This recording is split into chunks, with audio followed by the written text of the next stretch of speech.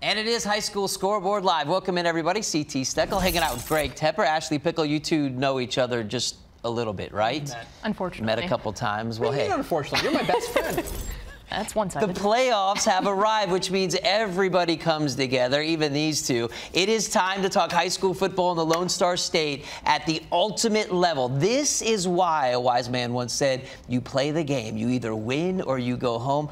Guys, this is why we do it. Yeah, I don't need to explain to you guys why these games are important. That's one of the nice things about this week and every week moving forward is the stakes could not be higher, and you've got to empty the bag, and you've got to bring it every single week. And Ashley, when you take a look across the state, what you're seeing is teams playing with urgency. That's the name of the game for the rest of the time. There's no margin for error. One play can cost you your season, and in this case of seniors, it can cost you the entirety of your football career.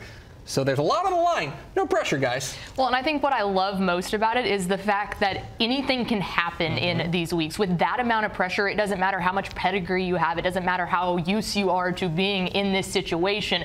This is a brand new season almost at this point, and it's anyone's game. And, man, that makes for some good football. It is the most wonderful time of the year.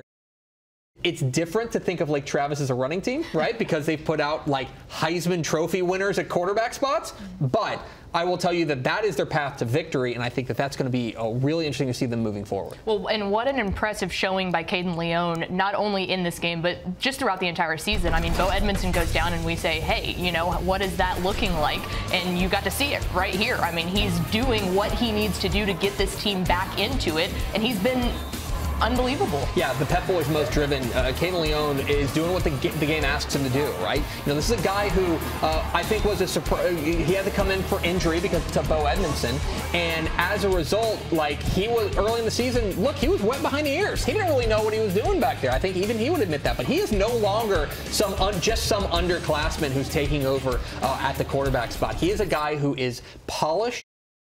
And Ashley, you're going to take us away with another great highlight. I was going to say we're going to take a look at this. Who will Lake Travis be playing in the next round? Well, it's right there. The Cibolo Steel Knights defeating T.B. Miller and his San Antonio Johnson Jaguars. A great season for them, but Cibolo Steel, no one to mess around with. Now 11-0 on the season. How about we stay in 6A Division I Region 4? We start off with Cedar Ridge and Austin Westlake. Right here, Cedar Ridge quarterback Jakari Killingsworth, he's going to take it all the way in 45 yards. Up next, Westlake, you heard of him before, it's Heath McCray. On the kickoff, will go 91 yards. The Shaps are off and flying again in the first quarter. Westlake was leading 14-7 at this point, and none other than the Notre Dame commit himself, Jaden Greathouse, on the punt return. You want to talk about a person that can do it all? It is that man right there. 58-10. Sticking in Region 4 we go. It is a battle of unbelievable mascots. The New Braunfels Unicorns taking on the San Antonio Reagan Rattlers. New Braunfels, Tyree Johnson from inside the 10 is going to go on that one. They missed the extra point, keeping it 6-0, but don't worry, it's that man again. Tyree Johnson punches it in. 12-0 at this point. Third quarter, Reagan, Gillespie Sessi is going to take it in. How about that for the Rattlers? They're not done. Quarterback Jacob Atkins picked, though, on this one. DeAndre Davis, will anybody be able to stop him? No, the Unicorn is going to take it all the way in. How about that? Throw up the touchdowns, my friend. New Braunfels, unbelievable win over a very good Reagan team as we take a look at this 6A Division I Region 4 bracket. Westlake taking on the Unicorns up next. That's not the only good game. We talked about it. Lake Travis, Cibolo Steel. Except Region 4 is getting very, very interesting here. All right, here we go. 4A Division II Region 3 action. LaGrange Leopards taking on Madisonville. It's Madisonville freshman running back Tristan Whaley on the jet sweep. He's going to run all the way out. The Mustangs off to a hot start, tied at 7-7. Second quarter now. Madisonville quarterback Ty Williams, he's going to dump it off to Philip Green Jr. Mustangs taking the lead there 14-7, and they will end that game 41-21. Staying in Region 3, Hampshire Finette against Brookshire Royal. We're going to start off with Finette quarterback Dante Zeno. He takes it, hits the juke button, scores 63 yards to the house. Second quarter now. Hampshire Finette quarterback Zeno again from the 33-yard line, takes it to the right. He's going to go untouched into the end zone. Hampshire up 12-0 at this point. Third quarter now. Royal running back Zackie Anderson. He's going to take the handoff, miss a couple of them, but don't worry, he will pummel his way into the end zone. 12-10 now, Royal trailing. Third quarter, Hampshire Finette running back Tyler Spencer. He is a bulldozer, high-stepping his way into the end zone, now up 20-17. Third quarter again, Zeno, short pass right there to Pierce Priddle. He's going to break that tackle, long stride it out, my friend, into the end zone he goes.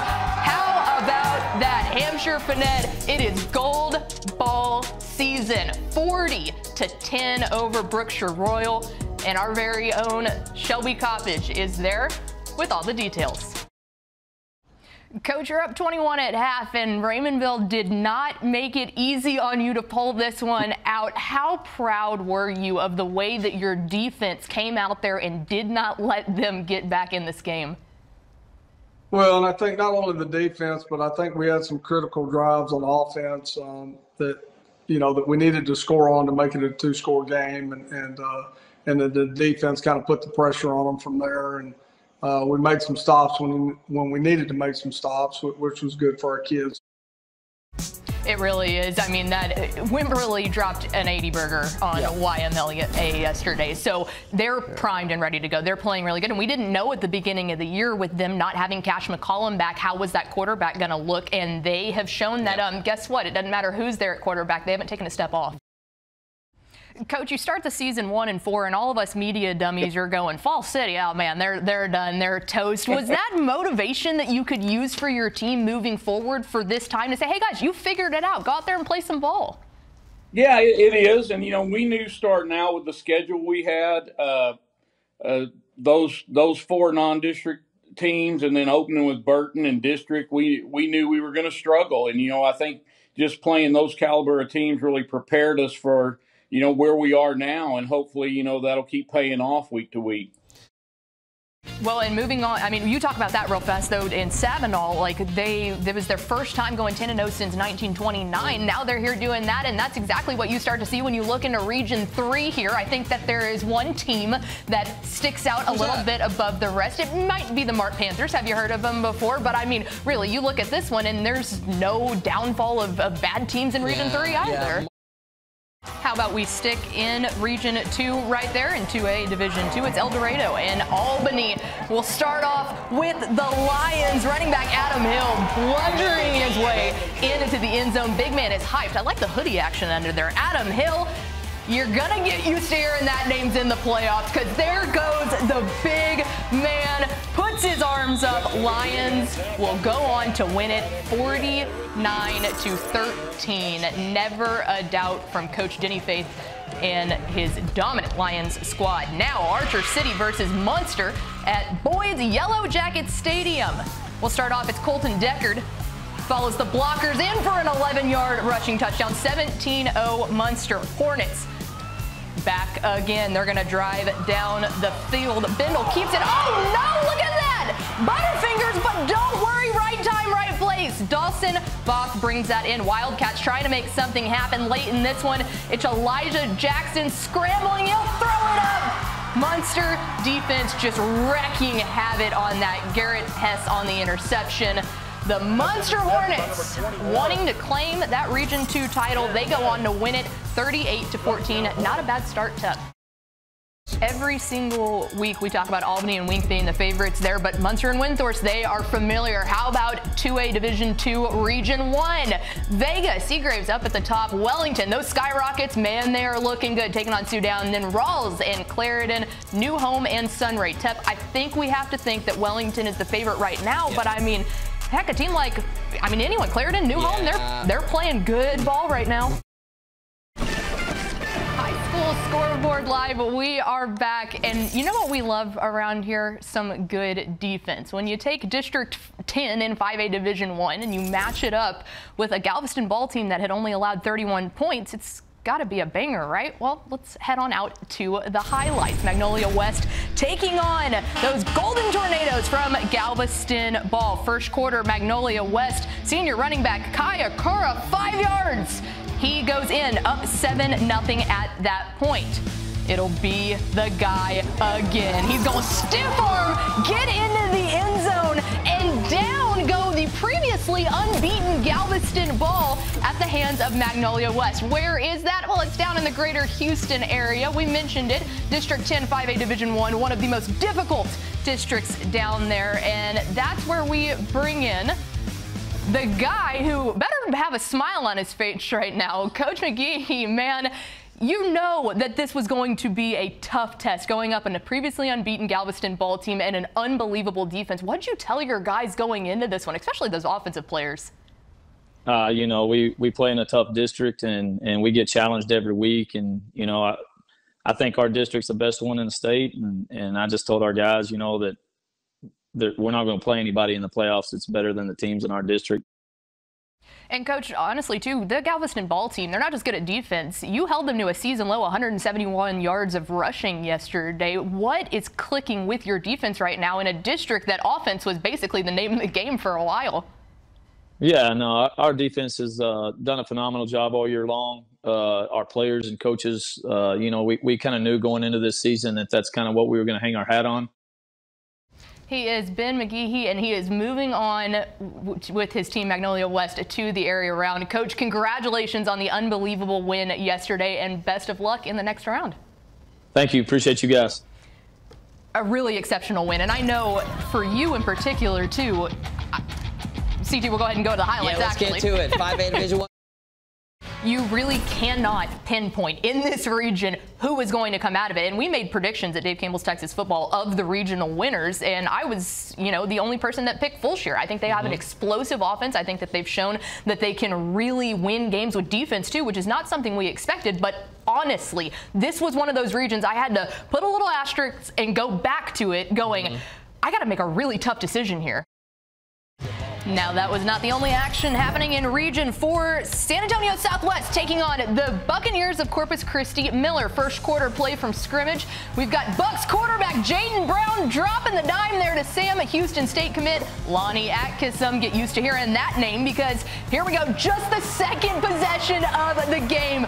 This man had an unbelievable stat line, including that 61-yard touchdown right there. They won 70-34, a statement win for Coach Justin Evans and his Bucks. Now, Donna taking on PSJA North. It's North's Ethan Guerrera. He runs it in and is up 6-0 at that point. Later in the game, it's Laverne on the long touchdown pass to Caleb Harrison. How about that dime? 13-7. That would be PSJA there. It's Alejandro Aparicio running it in for the touchdown. Stare that man down. PSJA North would go on to win it 79-7.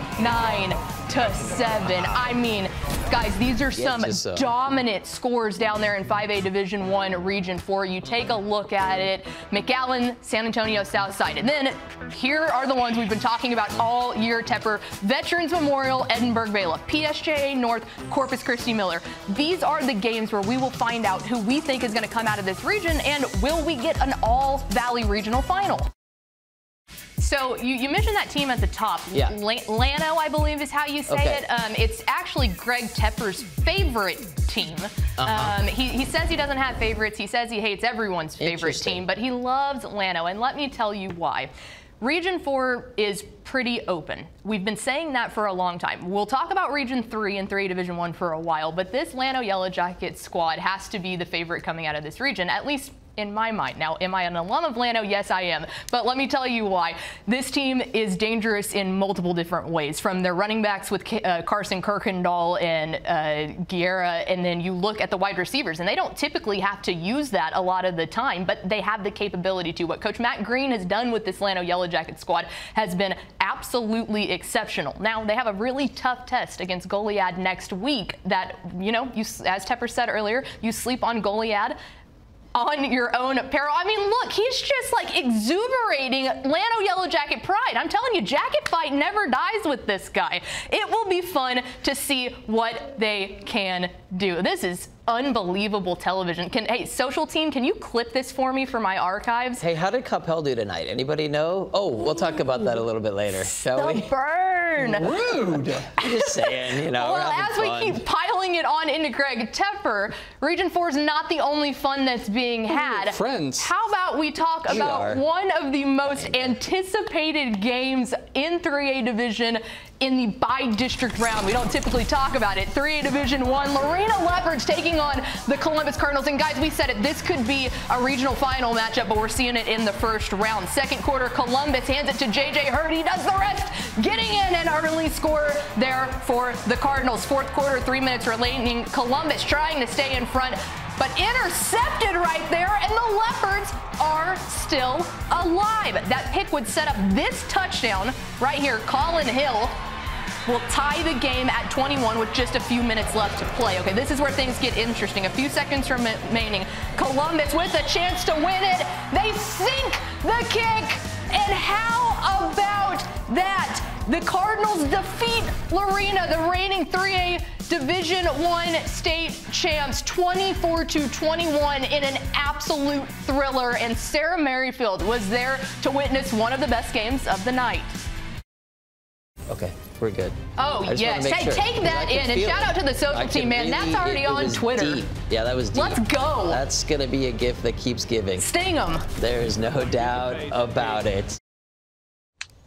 Coach, when we did the State of the Vipers address earlier before the season, we like to talk a lot about your quarterback, Braden Buchanan. I mean, he really is the catalyst that gets your offense going. What can you say about your signal caller? Braden, man, he is doing so great. He had a great game tonight. Made key throws when we needed to, and he's our leader. He's Coach Drew Sanders. Him and his Vipers slithering in to that area around. See what I did there, Coach? Do you like that one? I love that. I love that. This is why I love Drew Sanders. Coach, I appreciate you having on, and best of luck next week. We're excited to watch your Vipers. Hey, thanks, guys. Thanks for having me. Go Vipers. There it is. Go Vipers. And you know what? They've got a great shot, but there's a lot of other good teams. We go to Manger taking on Dripping Springs. First quarter, Dripping Springs. It's the man, the Baylor commit, Austin Novosad, showing off that impressive arm. Kyler Koch on the touchdown reception. Then Novosad again, dude, he's got a cannon. Look at the accuracy on that 34-yard pass to Garrett Duncan. The Tigers of Dripping Springs going on to win that one 69-14. A very nice win for Dripping Springs. Moving on, down to the RGV we go. Weslaco taking on Edinburgh. It'll be Edinburgh quarterback JT Santa Maria. He fakes the handoff, rushes up the middle, and he's going to take it in all the way. Second quarter, though, Weslaco quarterback Andreas is going to connect wide open. Roy Stourman, the third. Look at him take it, jukes his way in a very close win there for Weslaco, 16-13. We're not done yet, though. PSJA taking on Coach Manny Gomez and his Harlingen Cardinals. Cardinals, Randy quarterback Randy Morales gonna air this one out. Aiden Sandoval comes down with that one.